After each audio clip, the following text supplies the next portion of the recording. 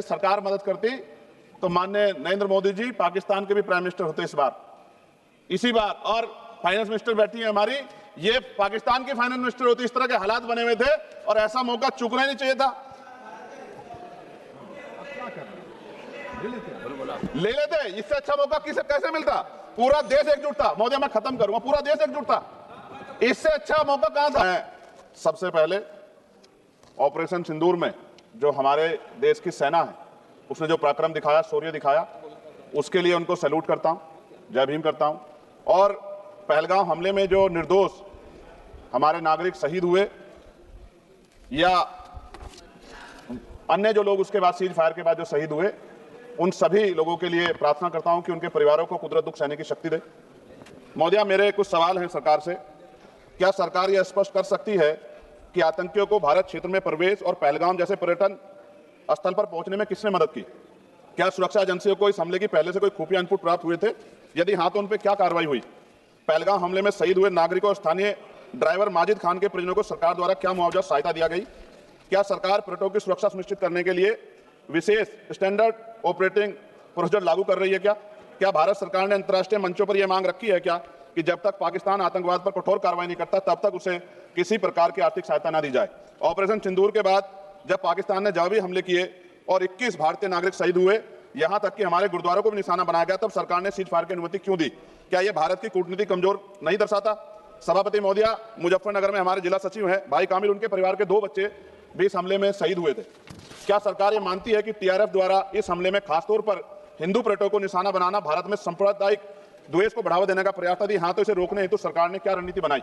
सरकार उस मुस्लिम pony operator को क्या सम्मान देगी जिसने अपनी जान देकर तीर्थयात्रियों की रक्षा की?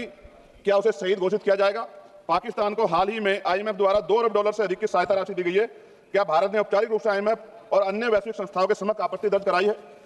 क्या सरकार ने जांचा है कि आईएमएफ या अन्य विदेशी मदद का कोई हिस्सा आतंकवादी गतिविधियों में उपयोग तो नहीं हो रहा है? क्या सरकार यह स्वीकार करती है कि पहलगाम हमले में खुफिया तंत्र पूरी तरह विफल रहा है? यदि हाँ, तो कौन जिम्मेदार है? उसके विरुद्ध क्या कार्रवाई होगी? क्या सरकार स्पष्ट कर सकती है इतने भारी सुरक्षा प्रबंधों के बावजूद टीआरएफ जैसे आतंकवादी संगठन के सदस्य भारत में प्रवेश कैसे कर जाते हैं? क्या सरकार ये बताएगी पहलगाम जैसे संवेदनशील क्षेत्र में सुरक्षा समीक्षा अंतिम बार कब की गई थी और उसमें क्या कमियां चिन्हित की गई थी? प्रधानमंत्री जी ने इस हमले के बाद पहलगाम का दौरा क्यों नहीं किया जबकि देश भर में भावनात्मक उबाल था? क्या सरकार ने शहीद हुए नागरिकों के परिजनों को आर्थिक मदद व स्थायी सहायता प्रदान की? यदि हाँ, तो उसका विवरण सदन में प्रस्तुत करें। महोदया, सरकार के लोग सेना के सम्मान की बात करते हैं। इस घटना के बाद सेना के जवान अमरनाथ यात्रा की ड्यूटी पर जा रहे थे, ऐसी रेल दी गई उनको जिसकी हालत बड़ी खराब थी। सेना के जवानों ने मना कर दिया कि हम इस रेल में नहीं बैठेंगे। 4 दिन बाद बदलनी पड़ी। और सरकार के नेताओं की भाषा देखिए, कर्नल सोफिया कुरैशी के बारे में किस तरह के शब्द यूज किए गए, इन पर भी हमें चिंता करनी चाहिए। देश की सेना के लिए मेरी मांग है महोदया कि सेना और अर्धसैनिक बलों के वेतन को टैक्स मुक्त किया जाए, बैटल ऑफ ऑनर से सम्मानित, क्योंकि ये इस समय ऐसा विषय चल रहा है कि देश की सेना पे हमें गौरव है, गर्व है, लेकिन जिस तरह से आतंकवादी गतिविधियां बढ़ी है, मेरी मांग है कि बैटल ऑफ ऑनर से सम्मानित चमार रेजिमेंट को बहाल किया जाए, गुजर रेजिमेंट, मेहतर रेजिमेंट, यादव रेजिमेंट बनाए जाए, क्योंकि देश का जो किसान का मेरा उसके अंदर देश का जो गांव में रहने वाला जो व्यक्ति है उसके अंदर देश प्रेम का जज्बा बहुत जबरदस्त है। अगर इनको मौका मिलेगा तो शायद पाकिस्तान छोड़िए, चाइना की हिम्मत भी नहीं होगी कि हमारे देश की तरफ आंख उठा के देख ले। महोदया, बाबा साहब अंबेडकर कहते थे हम प्रथम और अंत्य भारतीय हैं। भारत की आन पर जब आंच आती है तो जिस तरह इस बार प्रदर्शन हुआ, एकजुट रहा देश, सारा विपक्ष हो, पक्ष सब एकजुट रहे, ऐसे हमें एकजुट रहना चाहिए। अगर हम एकजुट रहेंगे तभी हम आतंकवादियों से लड़ पाएंगे।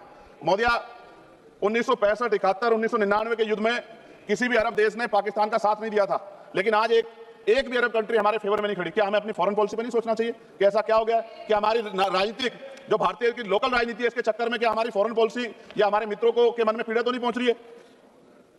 पाकिस्तान ने कहा और आपने मान लिया, और आपने सीज फायर का आज रक्षा मंत्री जी को मैंने सुना, उन्होंने कहा भाई, उन्होंने कहा कि महाराज हाथ जोड़ते हैं, छोड़ो, उन्होंने कहा और आपने मान लिया।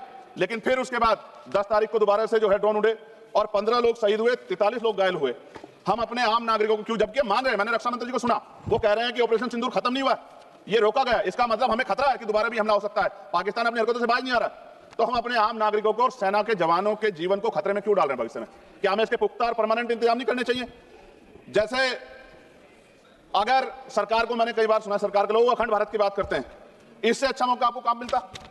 पीओक्यू लेने के बाद हमारे उत्तर प्रदेश के मुख्यमंत्री बार बार कहते हैं कि चुनाव में कह रहे थे 6 महीने के बाद पीओ इधर होगा, सरकार बन की, जनता ने तो मौका दे दिया, कहां है पीओ? क्यों नहीं लेके आए इस बार आप लोग?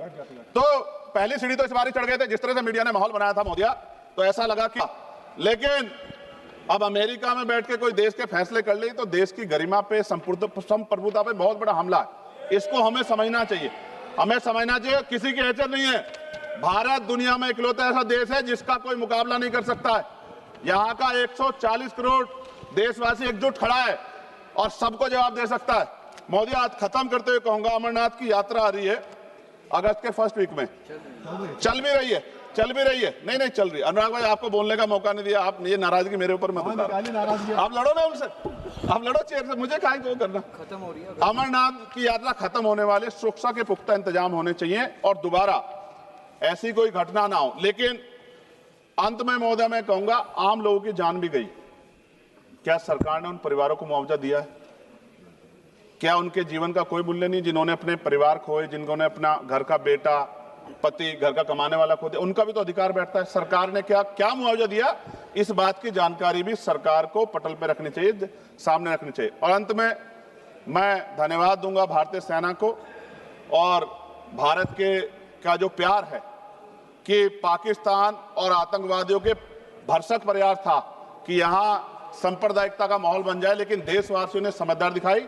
और कश्मीरियों को भी मैं बहुत धन्यवाद देता हूं कि उन्होंने कोशिश की कि किसी भी तरह से कश्मीर के ऊपर जो ये इतना बड़ा इल्जाम लगा है, ये इल्जाम में कश्मीरी शामिल ना हो और ऐसे आतंकवादियों पर सख्त कार्रवाई। पता लगा है कि महादेव, ऑपरेशन महादेव हुआ है और यही पता लगा कि वो तीनों आतंकवादी मारे गए हैं। लेकिन मैंने अखबार में ये भी पढ़ा था कि वो जो मुख्य आरोपी था कुछ दिन पहले पाकिस्तान में था। कोई पिकनिक चल रही है कि उधर भी चले जाते, इधर भी आ जाते? क्या है बॉर्डर पे ऐसा? ये बताना चाहिए ना देश को। मैं आपका धन्यवाद करूंगा और भारत की महान सेना को मैं बधाई देता हूं, उनके लिए मंगल कामना करता हूं। जय भीम, जय भारत। महोदय धन्यवाद। माननीय सदस्य श्री एन के प्रेम